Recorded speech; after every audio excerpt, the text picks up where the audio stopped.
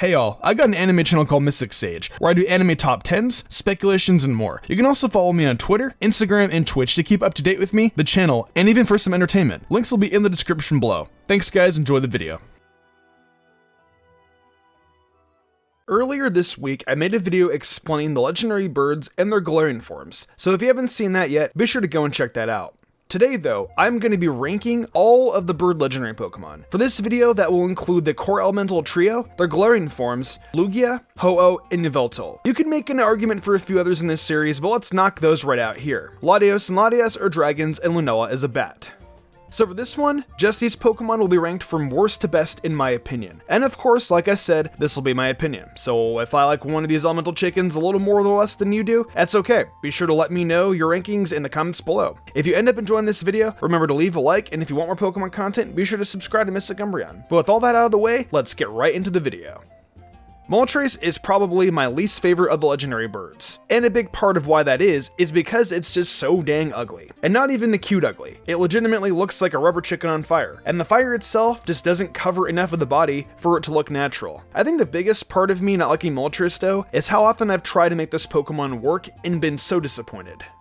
I think a big part of what makes this Pokemon so weak in a battle is that hazards, and more specifically stealth rocks, have become such a typical part of the metagame. It's pretty dang rare to have a battle where these pointy little buggers are on the field, and if they come out before Moltres does, well, it's gonna start looking a lot less like a legendary Pokemon and a lot more like it was jumped behind a gas station. Losing 50% of your HP right at the bat not only cripples this Pokemon's survivability, but it also guarantees that you can't swap it out if you don't have a Rapid Spinner or Defogger.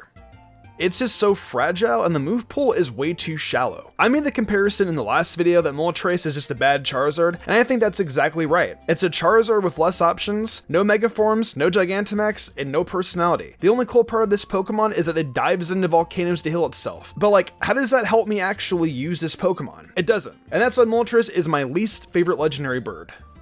From hot to cold, the original Articuno is next up, and it is definitely my favorite of the original birds in terms of appearance. It is sleek and downright majestic looking. I've always really liked the ice crown and the wispy tail. Even with around 900 Pokemon, it is still a pretty top tier design. It's rare for them to show off an elemental inspiration in such a clean way, and that's what I think Articuno's biggest strength is. It feels like ice. If I had to choose a Pokemon to be the symbol for the type, it would probably be Articuno, without a doubt. It might not be the most viable because of its weaknesses, but Ice tends to always be useful because of how powerful it is as an offensive typing. But at the end of the day, I just remember using this guy in a lot of previous games and throwing out sheer colds to one-shot everything. It might not be a great Pokemon, but at the very least, it looks cool and is fun to use. Now Zapdos is very different from Moltres and Articuno. This was a Pokemon you could actually use and be successful with. It was powerful, had a ton of different moves, and very few weaknesses. It could take a hit and hit back twice as hard. Just like Articuno, Zapdos really embodies that Spirit of Lightning kind of feeling. While its design might not be as sleek or clean, it still gives you that electric feel.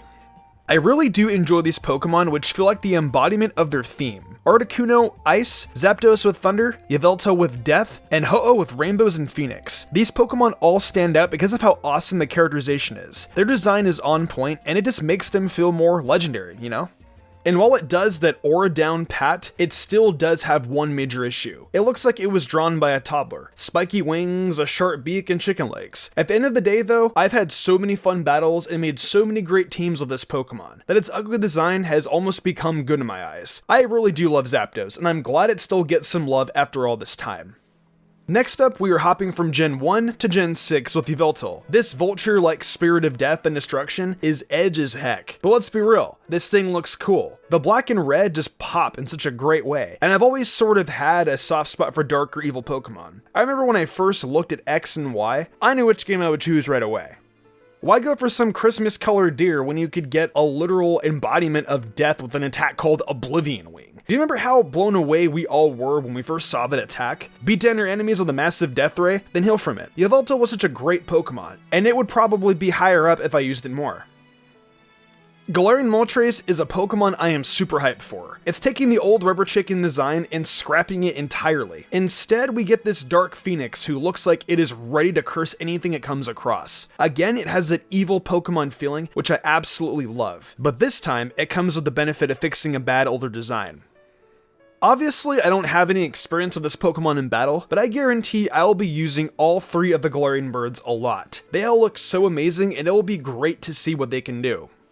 The next 2 spots are a bit of a toss-up, but both Lugia and Ho-Oh are amazing in my eyes. I loved how they were given the roles of leaders to other legendaries, with Lugia being the leader of the legendary birds, and Ho-Oh being the creator of the legendary beasts. I still remember all those years ago in Pokemon Gold and Silver, getting lost in the Whirl Islands and the Burn Tower, trying to figure out the puzzles and trying to find these legendary Pokemon. The internet was still pretty barren, and YouTube wasn't even a thought back then, so for the most part, it came down to trial and error, going through random paths until we finally found them. But the reward for finding these Pokemon was insane.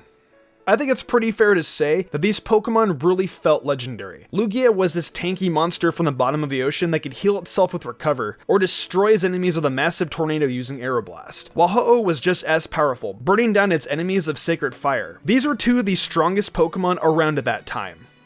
Even in terms of lore, these 2 were amazing. Lugia controls the ocean and tides, and his flopping his wings can cause winds so powerful that a town would be destroyed. As a result, it hides itself under the sea.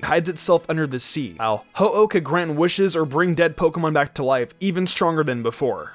This was a legendary Pokemon that made other legendary Pokemon. I think if I had to choose, it would probably come down to design. While both are great, I think Lugia's design is just a little more boring. The colors just don't pop the same way that this massive Rainbow Phoenix does. And when we get to their shinies, it isn't even a competition, with Ho-Oh having one of the best shinies of all time.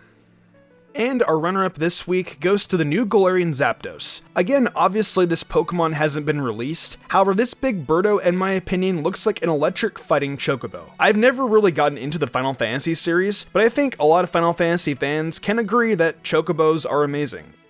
I'm not sure if it's a nod of respect towards the Final Fantasy game series, but if I had to guess, I'd say it is. And I always love when a game references another series like. Also, to let you guys know, I did a little bit of research into Final Fantasy before making this video, so if you guys see more Final Fantasy references, it's because of that. Either way, it's undeniable that this Pokemon looks absolutely freaking majestic. This Pokemon looks absolutely incredible. I'm expecting it to be super fast, super physically strong, and an all-around super powerful Pokemon. If this thing ends up even half as good as I think it's going to be, this will end up a top tier Pokemon that I will use as much as possible. We don't have an electric fighting type yet as well, so I'm unbelievably excited to see if that finally fits that slot. And finally, my favorite legendary bird has to be the new Galarian Articuno. Look at this thing. It's spooky, it has a beautiful color palette, and it is so sleek and well designed. It almost gives me that feeling that Frostlass has, where it's a ghosty ice spirit. And as you guys know, Frostlass is my favorite ice type Pokemon. I feel like they took the Pokedex entry about Articuno preying on lost hikers in frozen mountains, and then redesigned Articuno to fully embrace the themes. I absolutely love this Pokemon's design and how I genuinely can't wait to put this mon on my team. I'm hoping it ends up a ghost ice type or ghost flying with some amazing ice-based ability. There's so much potential here, and I'm genuinely so amazed by these Galarian designs. I said it in the last video as well, but hopefully we get another legendary that explains why all these new bird designs have darker themes and concepts behind them. We could even end up getting a whole side story around these new forms, and I would absolutely love to play through that. Theory time.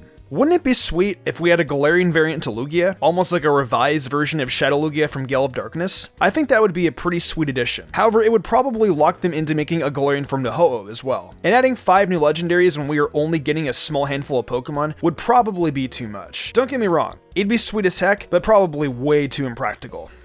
And there you have it. All the legendary birds rank from my least favorite to most favorite. I really do like just about all these Pokemon, except the original Moltres. That being said, it seems like there is a pretty clear trend that I like legendary Pokemon designs more as the years go on. The original birds have that pure elemental feeling, but there isn't much more to them. The Gen 2 birds have these great designs and amazing lore, and these new Galarian forms are absolutely amazing. I love to hear your thoughts on these Pokemon in the comment section below though. And on top of that, be sure to let me know if you want me to rank any other groups of legendaries in the future.